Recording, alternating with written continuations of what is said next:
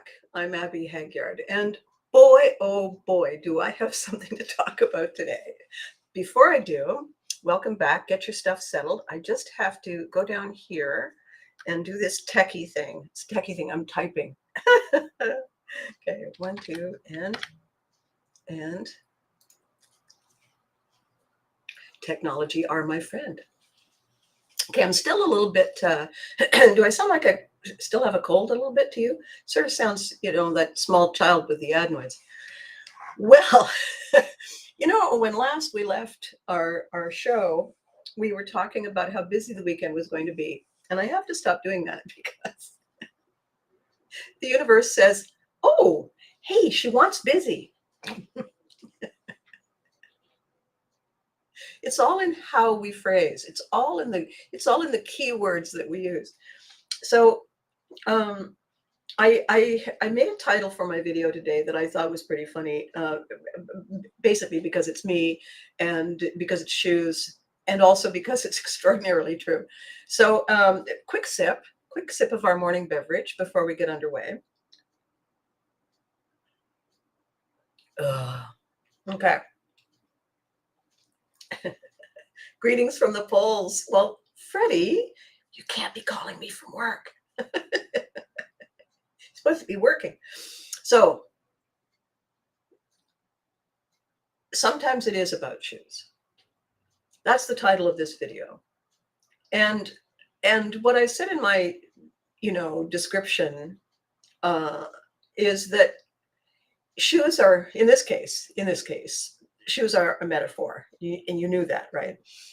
Because of course, shoes, of course, me and shoes and frivolous things and tripping and falling through doorways, of course.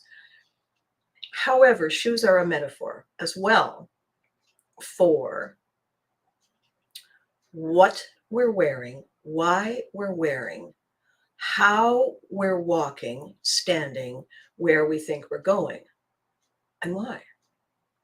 And the reason I thought I would go with this title, aside from the giggle, is because a couple of crazy things happened this past weekend.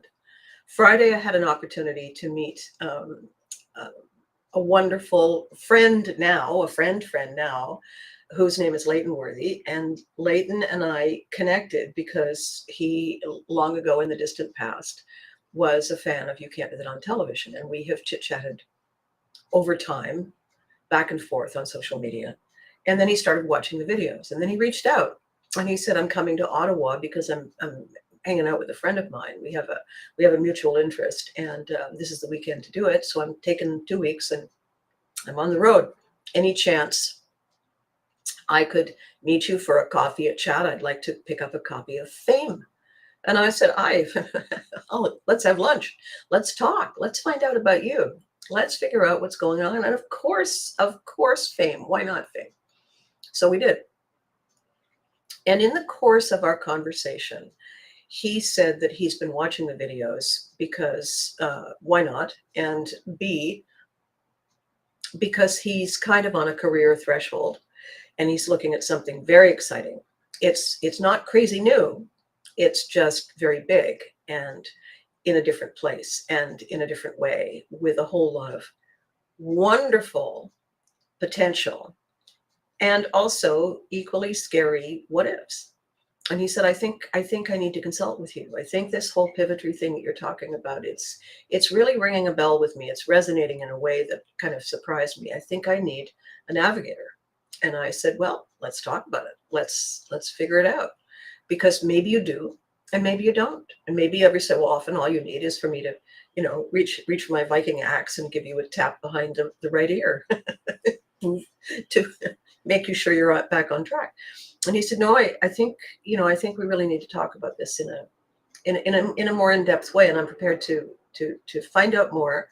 And I'm throwing it out there, and I wanted to be face to face and talk about it. And I said, alrighty then. And which is, that's lovely. We never know when those things are going to happen, and we're always grateful. And then as we were talking, he was explaining what his job is and how he knows this friend of his who they visit each other on a regular basis. And And in the midst of telling me about this career path he's on, that he does full time most of the time, and his friend does part time because his friend has another career. And I said, "Oh, what does he do?" And and then and then Leighton told me, and I've been struggling with something for a long time. I've been struggling for something that made no sense for a long time, that came about as a result of a decision I made in show business. And I'm going to tell it to you very quickly because you need to understand what this is about. So before I got into show business, before I left home, while I was still a child, we used to go to Florida for our winters because my father personally was affronted by snow. He saw no reason why he should have to deal with it, and certainly not on his holiday. So we would go to Florida. He was a senior officer. He could take a full month off. We would take the month. He would pull me out of school, and we would go, and he would find us an apartment. We would live there for a month, and because he had decided that that's where he wanted to retire when the time was right. And so when we did retire, when he did get out of the military, he got us our green cards and we went there, and I went to college, and I've talked about that, the surprise elements of the different education systems in the different countries, and how that really shifted and shaped my life and career. And so because I've traveled and lived in so many places, and always traveling on my dad's passport. A military brat is an attached traveler. You travel under their credentials. And I had done that my entire life, including the green card and living and working in the United States. Years later, back and forth, shopping, going to New York and spending a recuperating weekend and so on, I had my own passport, and there was never any problem. And I always thought of the US as the other place. I'm here most of the time, and then I'm there. And it's not that I couldn't decide where I wanted to live. I talk about being a Viking, but basically I'm a Canadian, right? And I've lived in all these other countries, and I've met all these other people, and I love so many of the places and the people that I've met in the United States. And by the way, I'm Canadian, and so this is my home.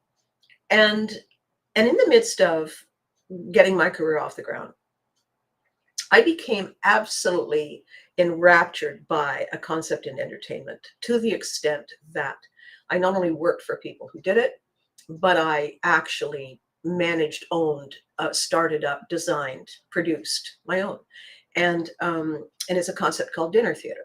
So the reason I think it's amazing is that you're tired and hungry, and what you want to do is sit down, eat a great meal, and watch somebody be brilliant for you without having to get up, move the car, get another ticket, find parking, like all in one place. How intelligent is that? All you need is a good caterer. You need an extensive bar, and you need a great slate of shows and some very keen, funny, talented performers. Shazam. And I did that for a long time, part-time sometimes, and full-time other times.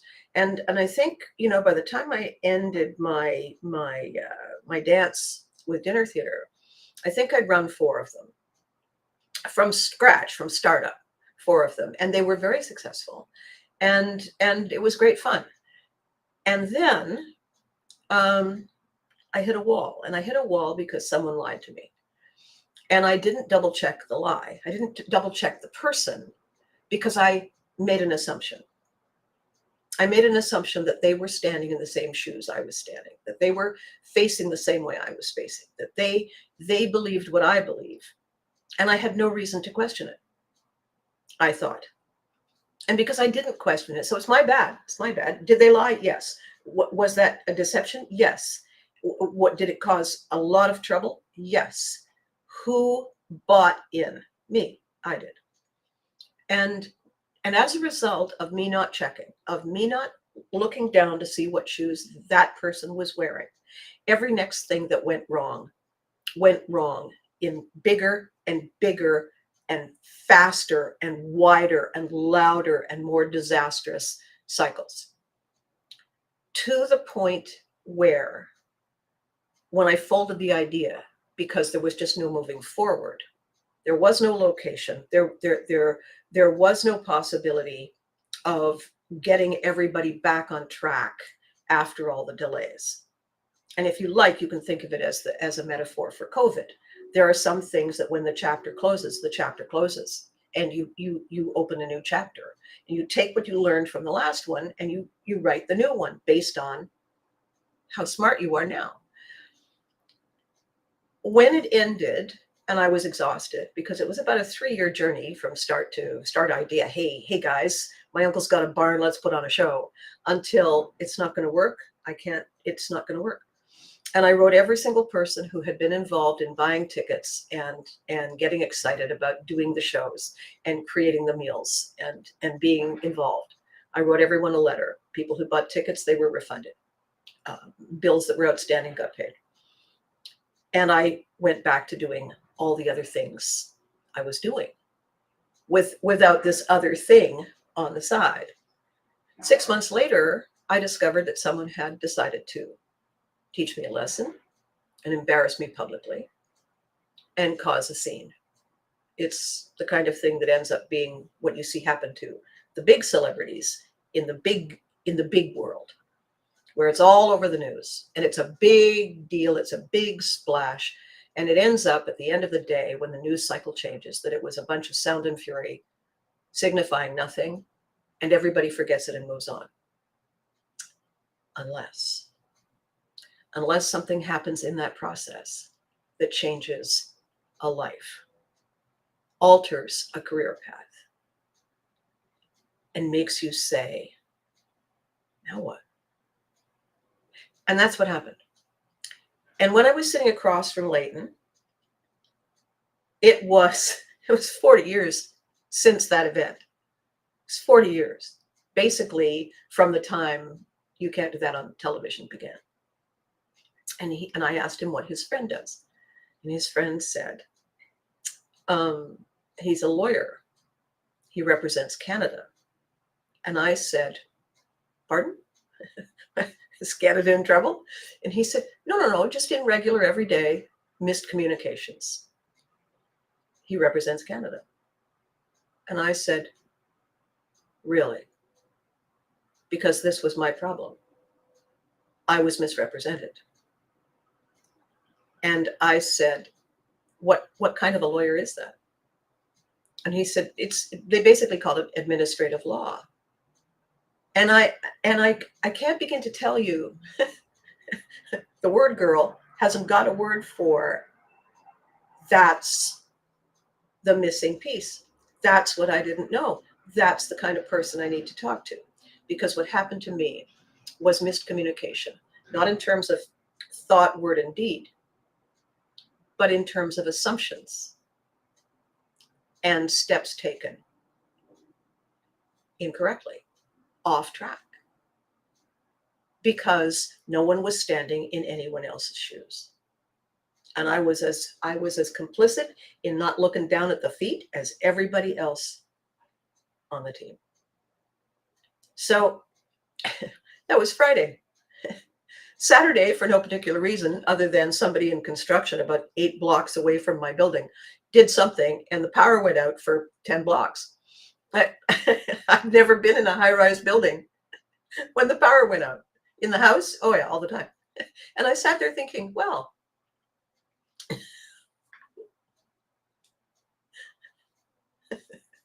and your cell phone still has power. Okay, check it. Hydro, 3.5 hours. All right, that's not bad. I'll do something else. So I did 7 other things, and then the power came on. Woof, and I said, all right, good.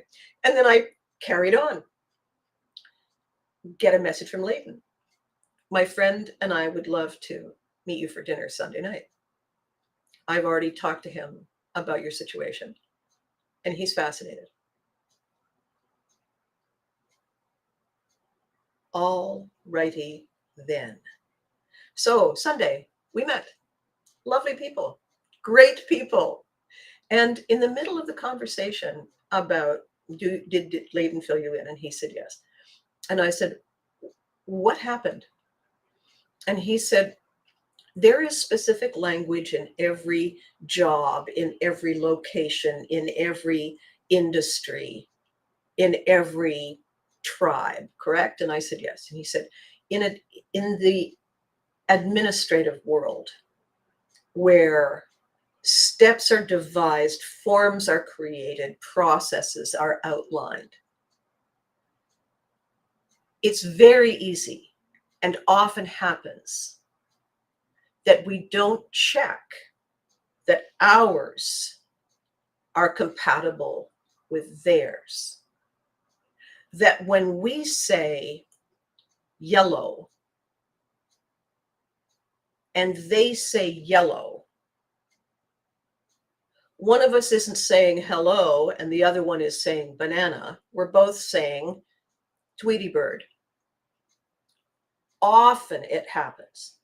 And when these assumptions, because you make a basic essential assumption at the beginning, and then you just act upon it, act, act, act, act. And by the time you get here, the size and shape of it can be incredibly good or incredibly bad. And it's an administrative's job to track it back, figure out where the flaw was and fix it.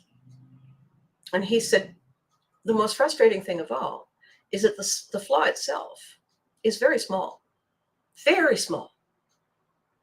And so as we talked, I realized something extraordinary, because as he's telling me what this means, I am going back. I'm kind of fact checking. I've got my little notebook out, and I'm retracing every pivotal moment, every that blindsided me all through the process for 40 years. I eventually stopped pushing and knocking on doors to see if I could fix it when I didn't see any reason to go to the trouble. I wasn't traveling. It was COVID. I wasn't planning to go and see people. I wasn't inviting people here. We were all locked in. And what I said to these two wonderful men was that Pivotry in Motion has changed my mind about the possibility of travel. And I want to tell you why. It's because the shoes that I wear when I wear them, when I walk out on stage, change the game in ways that I have never really understood. I know that this works. I know that we have fun with this, you and I. And I know that when I was on television and we had great script writers and we did all these crazy things, I know that worked. And I know that I was an important ingredient in that recipe for success. I'm aware of that. And I'm not doing this. I'm looking at it objectively as I can. And I'm saying that's, yeah, that makes sense. That makes sense. That makes sense. And then, however, I go and do something live in public with a crowd or one-on-one. And I can tell there's something different. And if I were looking at me as another person and I saw what happens, I would say there is a chemistry that can only happen when people are together in a place. It's a different kind of chemistry because the energy is alive and there, and it bounces back and forth between. You can get a real feel for it going back and forth. You can also get a real feel when it's wrong, and really it's very difficult to fix because they're not happy and we get desperate, and then it just downhill from there. When it works, it's the best thing in the entire world. And what I was saying to these two fellows was, Pivotry in Motion deserves that. People who have found themselves in a place, good morning, Susan. People who find themselves in a place where it's not okay, when they've spent all the previous time saying it's not that bad, and suddenly they realize it's not only that bad, it's not remotely good enough. When they're right there in that moment, they need a solution presented by someone credible who has walked that path speaks from experience, and knows how to make them smile. And that's me.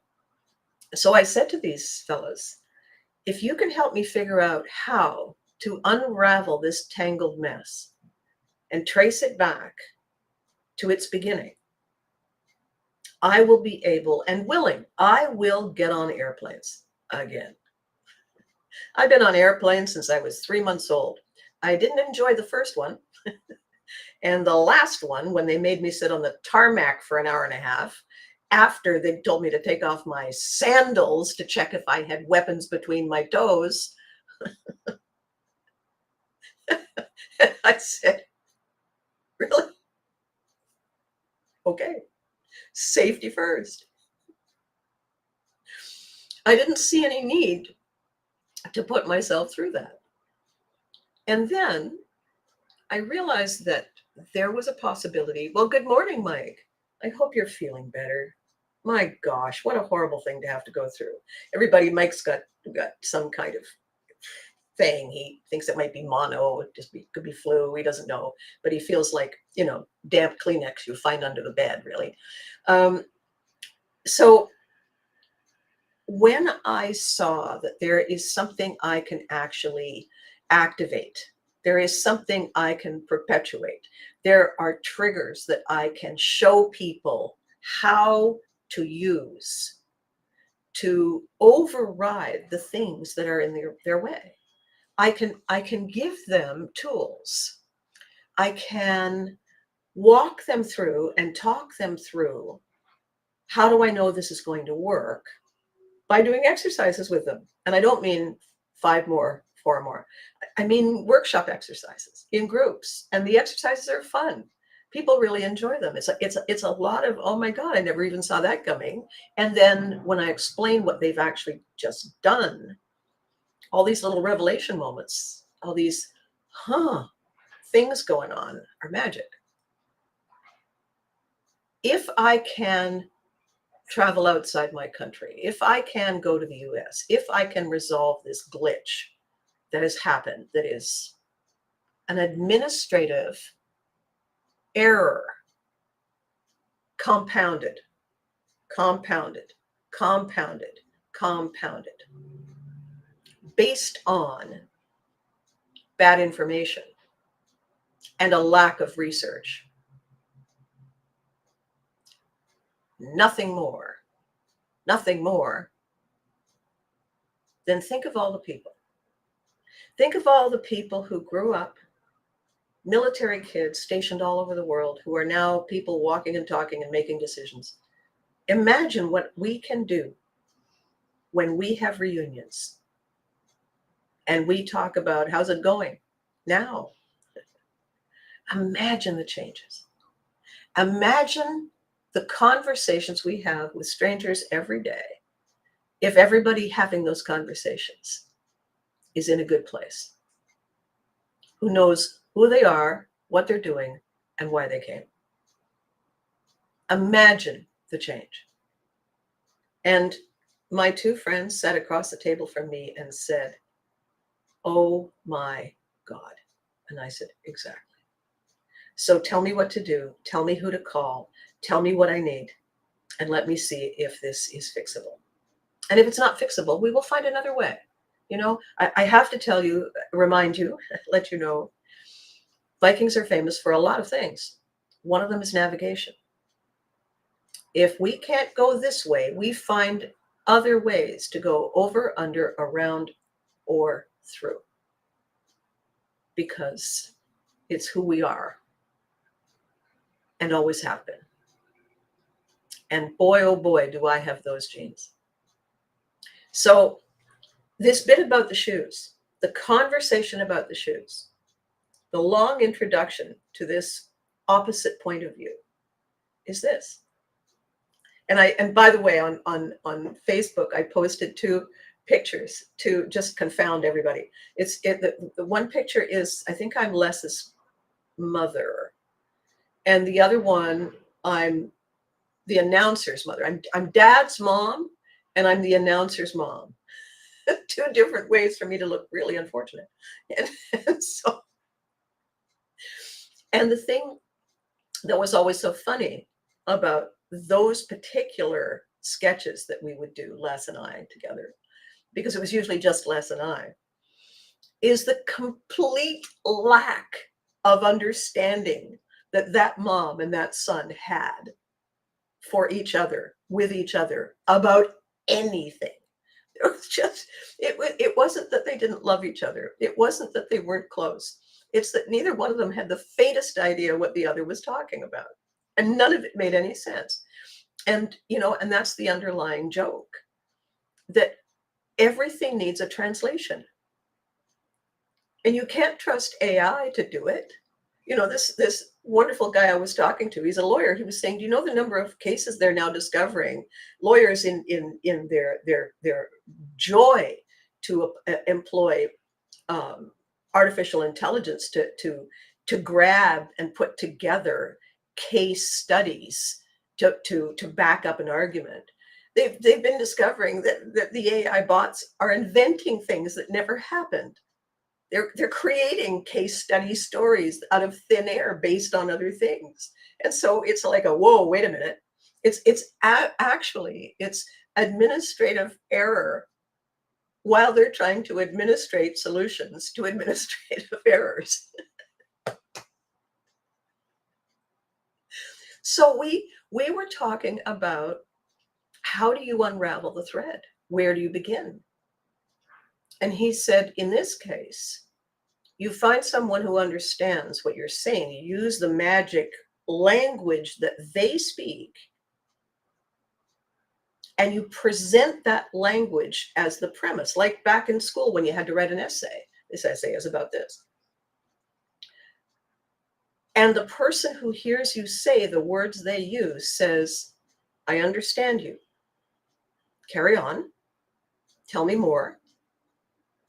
And if you can clearly point out step by step the degrees off the path that the story went, triggered by that first administrative error, that then triggered the next and the next and the next and the next. If you have the right person listening to you, reading the bullet points, and they say, and what is it that you want to have happen? And you say very clearly, I want to fix it. I want to go back here and say, it went wrong here. I don't want to retrace the path and argue. I want to go here and say, if this was wrong, if this premise was wrong, can we correct it? And the answer will be yes or no. And then based on yes or no, that is how we will move on. Dad and his mom, and the announcer and his mom, never did that. That's why forever and ever and a day, it was hilarious watching them try to have a conversation, because they weren't even on parallel paths. They were like all over the map. That was why the show was so much fun. It was so much fun because the kids together couldn't understand each other. And certainly the kids and the adults couldn't understand each other. And every person who watched the show said, that's me. That's my mom. That's my teacher. That's my boss. And that was why they loved it. And I am using those life experiences to remind myself to look down and check the shoes. Mine and yours. If I'm in 5-inch heels and you're wearing hiking boots, one of us is going to have a very interesting moment in a minute. Pivotal, you might say. how we deal with it, how we cope, would be pivotry in motion. We always do this. They love it in New York. So when I went through all of that conversation on Sunday, and then I drove home in my car like this, thinking, well, how interesting is that? I said to myself, every next thing along that path, every next thing along that path was an administrative error. And it taught me something. I had an aha. I was almost home, in the drive, when I had this huge, oh my God. I almost had to pull over. It was so big. And I think personally, so exciting. And here it is. That set of steps that happened is what people refer to as falling through the cracks. There's what do you call it when you just have letters that represent something?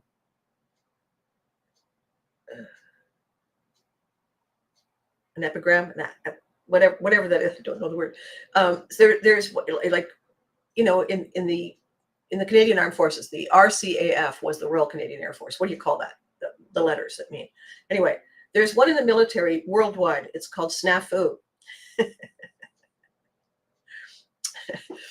And the letters stand for situation normal,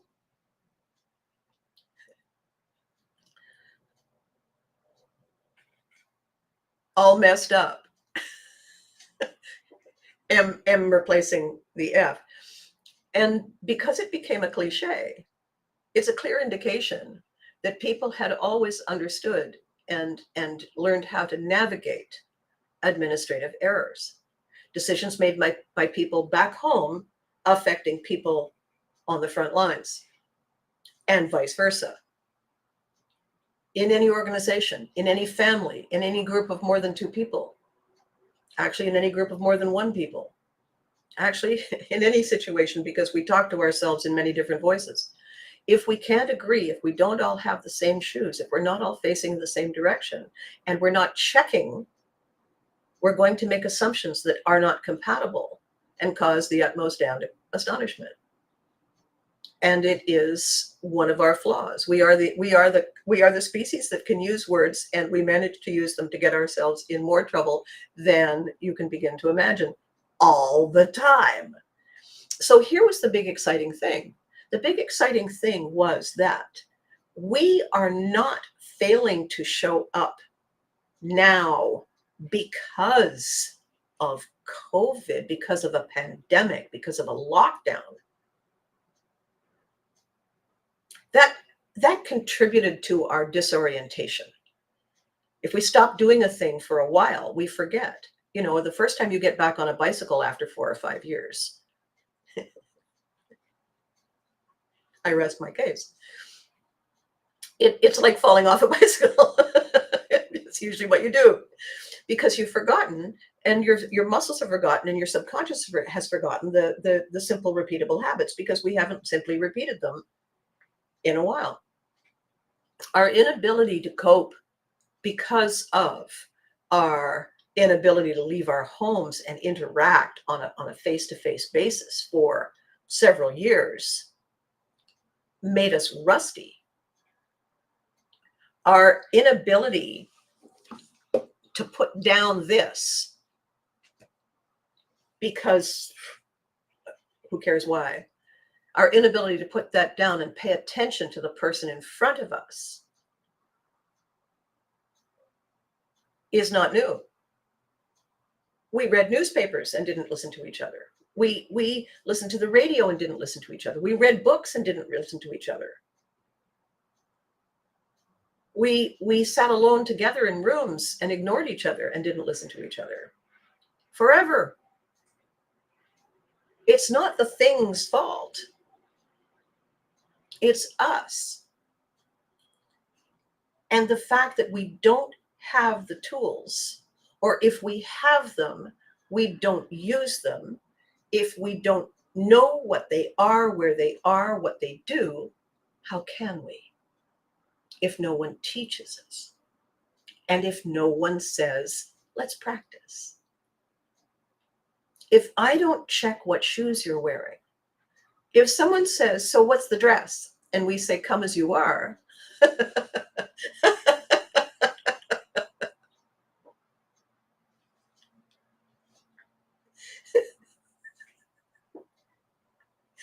You're bad. You said that's not what I meant. Well, how was I to know? How was I to know? You could ask, why don't you just tell me? Casual dress, business casual, costume, dress up, retro. If you don't give people the keywords, they'll make their own assumptions. And there we are. Like Jacob wearing cargo pants to prom.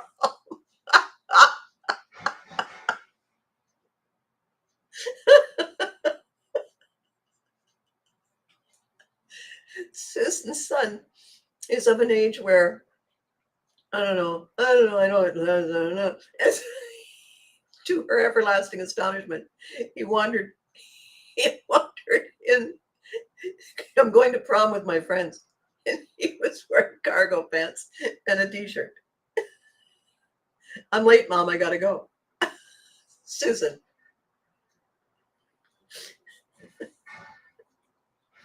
He leaves. She's sitting there. Where did I go wrong? Which part did I miss? How do I? Exactly. When you want to, if you're creative at all, and you say to yourself, okay, in a fictional scenario,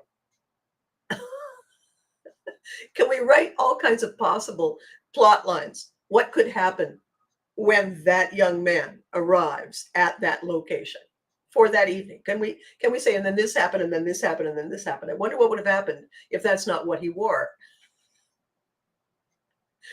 And so that's really incredibly helpful, Susan. And I'm not surprised at all. I'm just saying it's incredibly helpful that the decision to wear cargo pants made sense to him in the moment. Because we don't put on clothes that we say, this is a crazy idea. Why am I doing it? We never do that. We say, you know what? How bad can this be?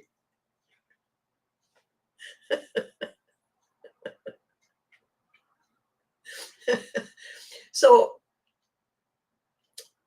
what is happening to us is not new. What is happening to us is made worse by all the things we've added to our portfolio of products and processes and techniques and tools without bothering to take the time to find out what they do and whether they're going to help or hinder. And we certainly haven't asked each other how they're doing, how it's working. We're too busy doing this. We're too busy watching like spectators with bowls of cheese doodles, not actually engaged in the moment. It is about the shoes. It is about what we're wearing, why we're wearing it, and where we're planning to go, and what we hope to have, to do, to be, to find on the other side. The shoes are a metaphor for what's on our mind, what our passion is, what our purpose is, what we've chosen as our goal. And the reason this is so incredibly powerful, I've been working on my website for Pivotry. And it's funny sometimes when you're writing and you see words on a page or on a screen and you see them over there as opposed to in here, all of a sudden, thumbs up if you've ever walked out the door with different socks on.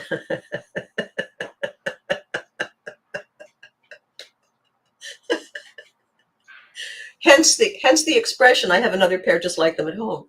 Um, if we are not living in this moment, at this moment, two things happen. We miss this moment.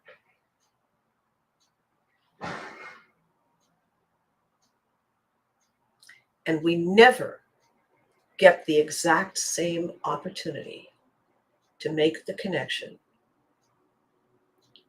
to know something new, to experience wonder and feel pride of accomplishment this way again. The moment is here and it's gone. And if we spend all our time looking at the moments that were and the moments that might be, we're not here. We're shadow people. We're spectators. We're not engaged. We're not touching it. We're not letting it touch us. We come out at the end of the story unchanged. And I know a lot of people don't like change. The fact is, life is change. If we don't change, we stagnate. If we don't grow, we don't evolve. We don't get smarter. We don't get better. We don't meet anything new and learn anything different. We just sit there and wonder, is this all there is? The answer is no. This isn't all there is. We can have all of it. We just have to do it. We have to be in it. And the reason I tell this to you, and the reason I say it in so many different ways, and the reason I know it so well, is because it is the story of my life. I am a now or nothing person, now or never, in it to win it, right now, because of that life. Because all around me, things appeared to be maybe someday. Every single thing that happened to me from the time I was born until this moment right now has prompted me to be ready for the change before it comes. The stories that I tell, my dad always talks about keeping your weight on the ball of your foot up right behind your toes. Why? Because when something comes and you have to make a decision, the time it takes you to take your weight off your heels and bring it forward are precious seconds that can mean the difference between winning and losing and doing well. So why not be ready? What else were you doing? And it's a pretty good argument, especially if you have slacked off and had something happen to you to prove to you that my dad was right. And then you say, okay, then. Thanks, Dad. And you decide to make that your life. The military made everything uncertain. You don't know when you're going to be anywhere next. You don't know how long you're going to be here. Therefore, things like COVID or, oh my gosh, how long is this storm going to last? They don't bother me the way they bother other people. We're locked down for how long? Don't know. Okay. Plans B, C, and D. How are you so good at this? I've been practicing a long time. I had, what if you're ready for change, but you are unable to, I can't see the rest of it. And I'll wait till it scrolls up. Sorry. If you're ready for the change, I'll find out what you said at the end of the sentence, but I want to say it now. If you're ready for the change and you don't think you're able, then you have been trying to control the change and make it exactly this change. What we have to be ready for is change in and of itself. not a particular one, because circumstances can change, details can change. We may have been expecting rain, so we had a backup plan for the picnic. What we didn't expect was a tornado. You see what I'm saying? So readiness is a willingness to relinquish control that we think we have and be ready to adapt, adopt, and apply on the fly. So not only was an only child, and I had no, kind of reference points with siblings and whatnot. We moved a lot, and so the friends that I had, I didn't bring with me in the same way that we can today with internet and social media. Letters took longer. Phone calls were rare. And then the military. My goodness. No particular rhyme or reason, it seemed, for someone like me, all the way down here, that the decisions makers made those decisions, especially if those decisions were administrative errors that really didn't make any sense. So that was the the overriding invisible that impacted everything. And then after that, a true and genuine tragedy that makes me sad every day, a little bit, for them, not for me. Both of my parents had issues, mental health issues. They were brilliant and beautiful and talented and smart and funny and kind and committed and strong and creative and dedicated. And then there would be times when they simply couldn't be here. They couldn't be here now. And what upset them, scared them, frustrated them, and totally confused me was that it was bigger than they couldn't be here now. The challenge was that they couldn't be here now consistently. They never knew when they would lose their grasp. The only good thing for all of us is that it never happened to the two of them at the same time. The tragedy is that it did happen to them throughout their entire lives, and ultimately was the reason they ended their lives. They ran out of whatever they ran out of to keep making it work no matter what. And with that as my backdrop, with that as my recognition that readiness and resilience and resourcefulness and paying attention and being present, and if I don't know how, find out how and practice and get it right and do it as fast as I can because I don't know how long I have. That's called Abby Hagyard. That's called, this is Pivotry in Motion. Would you like me to share it with you? Step 1, look down. Check their shoes. Check yours. Is that going to work? That's, I think, where we start. We can't put our best foot forward till we figure out what we've put on our best foot. Pivotry in Motion is the reset here before we think, plan, do. And the reset here is, why am I doing it that way? If the only reason is that's how it's always been done. Why am I not rewriting that story? Why am I not looking for options? And if I don't know how, why am I not looking for someone who knows and can show me and walk me through it and make me smile. Why not? What if it works?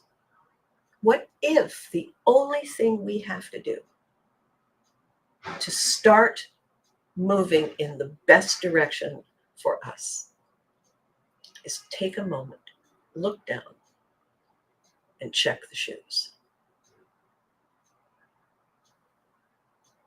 Why wouldn't we do it? Why wouldn't we take a minute, write it down?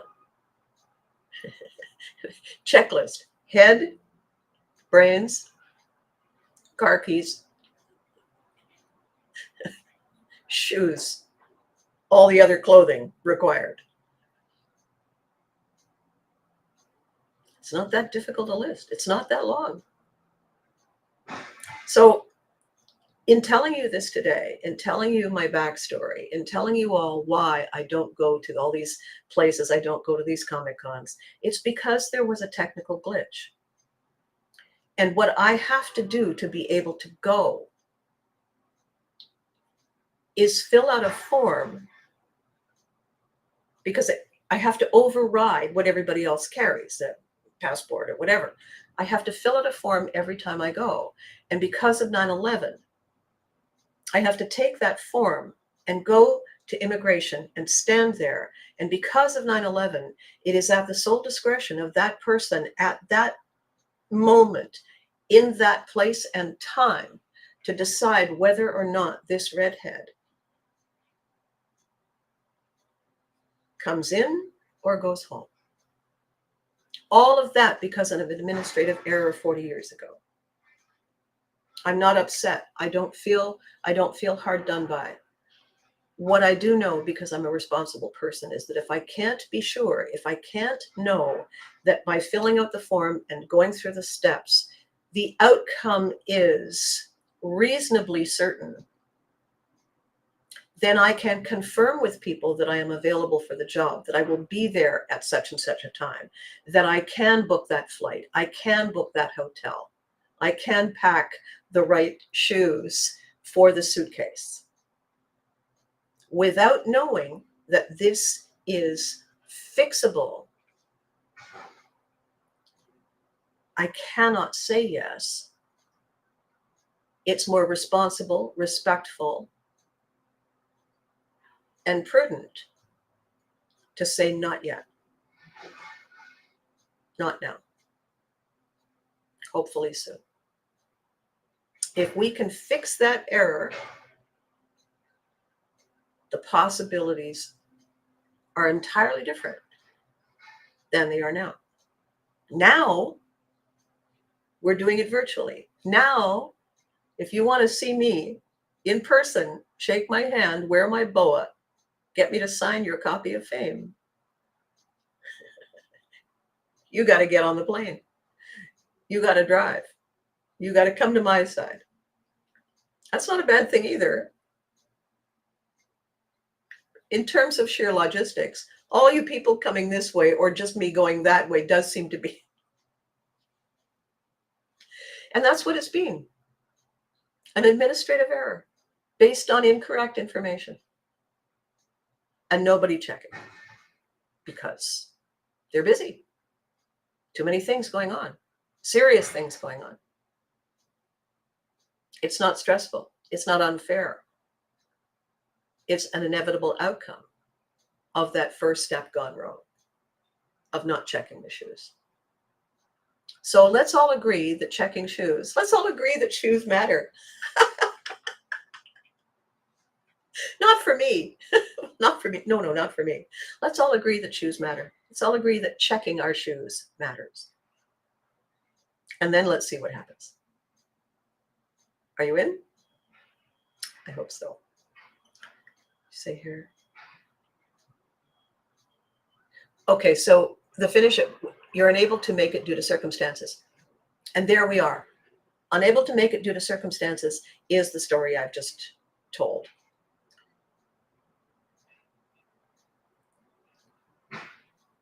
Check out Belle's and Beck's shoes from Italy. Tony, you're a dangerous woman.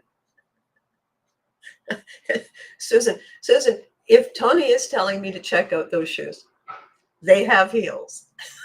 Kind of a given. All right, ladies and gentlemen, boys and girls, today was amazing talking to you, being with you, spending this time. It's always an interesting added bonus to talk about shoes, and I can't believe, can you believe how I managed to write that in and make it work? So here we go. Thursday, we have stuff to talk about that is different and yet similar because it's all about Pivotry. It's all about figuring out if the time is right to get someone to be our guide. Right? It's all about that. How's it working for you by yourself? Not good. Did you want some help? Maybe. If you're there, that's great. That's fine. That's what we're going to do. And if I can't come to you and you can't come to me, we will do it virtually. And what is it that we're going to do? We'll do exercises. We'll have conversations. We'll have one-on-one consults. I'll give you techniques to use and I'll teach you how to do them. You will be able to get and reorder tools. We will be together on this journey together.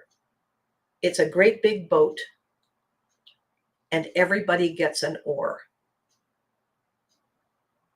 because that's how it works. Okay, so with that said, thank you so much for watching. Please tell your friends. Tell them this does something that makes a difference to you and invite them to come along for the next ones or watch the others. I'm on Facebook, I'm on YouTube, and I'm on LinkedIn. So it's pretty hard to miss me if missing me is something you don't want to do. Okay? The drill after that is pretty simple. Be good to you. You deserve it. And remember to hug your loved ones because they deserve it too. Okay? Thank you so much for watching.